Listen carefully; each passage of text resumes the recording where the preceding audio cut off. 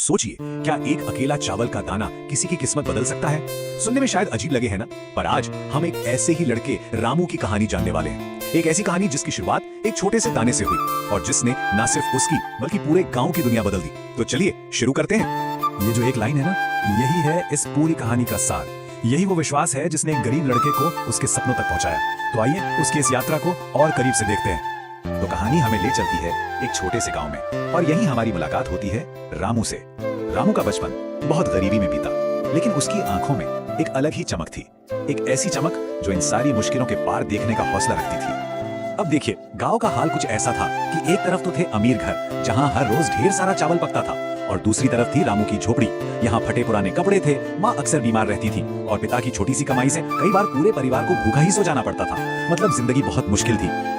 और पता है, रामू के लिए चावल सिर्फ पेट भरने की चीज नहीं थे, वो खुशी का, सुरक्षा का, एक बेहतर जिंदगी का प्रतीक थे। और इसी से उसका सबसे बड़ा सपना जुड़ा था। एक ऐसा दिन आए जब उसके गांव में कोई भी भूखा न सोए। और यहीं से कहानी में एक बड़ा मोड़ आता है। एक बहुत ही छोटी सी मामूली सी घटना रामू की जिंदगी को हमेशा के लिए बदलने वाली थी। ये सब कुछ शुरू हुआ सिर्फ एक, जी हाँ, बस एक चावल के दाने से। एक दिन रामू को जमीन पर एक दाना पड़ा मिला। अब देखिए, कोई और होता तो शायद नजरअंदाज कर देता, पर रामू ने उसे उठाया, साफ किया और अपनी टूटी हुई गुल्लक में संभाल कर रख लिया। उसे उस वक्त पता नहीं था, लेकिन यही उसकी इतनी बड़ी यात्रा का पहला कदम था। जब रामू ऐसे गिरे हुए चावल के दाने उठाता तो गांव वाले उस पर हंसते थे, उसे चावल चुगने वाला कहकर चिढ़ाते थे। लेकिन लोगों का मजाक उसके इरादे को बिल्कुल कमजोर नहीं कर पाया। उसकी नजर सिर्फ अपने लक्ष्य पर टिकी थी। वो लगा रहा दिन ब दिन, चाहे खेत हो या बाजार, जहां भी उसे एक दाना मिलता वो उसे उठा लेता। और कुछ ही महीनों की इस लगन का नतीजा ये हुआ कि उसकी वो छोटी सी गुल्लक चावल के दानों से पूरी भर गई। अब रामू के पास सिर्फ चावल के दाने नहीं थे, उसके पास एक आइडिया था। उसने अपनी इस छोटी सी बचत को एक असली व्यापार में बदलने का फैसला कर लिया। तो उसने किया क्या? सबसे पहले उसने वो जमा किए हुए चावल बेचे और अपनी पहली पूंजी बनाई। फिर उस पैसे से और चावल खरीदे, उन्हें साफ करके छोटी छोटी थैलियों में भरा और बाजार में अपनी एक छोटी सी दुकान लगा ली। उसकी ईमानदारी और अच्छी क्वालिटी ने जल्द ही लोगों का भरोसा जीत लिया। और ये देखिए उसकी मेहनत कैसे रंग लाई। जो दुकान एक चटाई से शुरू हुई थी, वो कुछ ही सालों में एक बड़े गोदाम और फिर एक बहुत बड़ी चावल मिल में बदल गई। इस बीच उसने चावल की अलग अलग किस्मों के बारे में सीखा और अपने काम का माहिर बन गया। सालों की वो कड़ी मेहनत आखिरकार सफल हुई।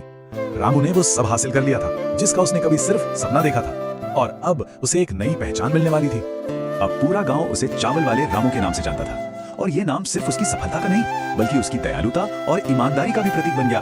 वो अब गांव का सबसे बड़ा चावल व्यापारी था।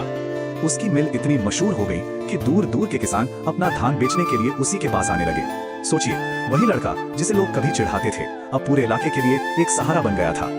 लेकिन रामू की कहानी सिर्फ अमीर बनने पर खत्म नहीं होती। असली सीख तो अब शुरू होती है, ये देखकर कि उसने अपनी सफलता का इस्तेमाल किया कैसे। तो सबसे जरूरी बात यह है कि इतनी कामयाबी ने रामू को बदला नहीं। वो कभी नहीं भूला कि वो कहां से आया था। उसे गरीबी और भूख का वो दर्द हमेशा याद रहा। और बस इसीलिए उसने अपनी कमाई से गांव में एक मुफ्त भोजनशाला खोली, जहां हर शाम हर जरूरतमंद को पेट भरकर चावल और दाल मिलती थी। इस तरह उसने अपने बचपन के उस सपने को सच कर दिखाया। अब उसके गांव में कोई भूखा नहीं सोता था। रामू की कहानी हमें दिखाती है कि कैसे एक छोटा सा चावल का दाना एक पूरे समुदाय का पेट भर सकता है। और ये कहानी एक सवाल छोड़ जाती है कि हमारे आसपास ऐसा कौन सा एक दाना है जिसे अगर हम आज उठा लें तो न जाने क्या कुछ बदल सकता है।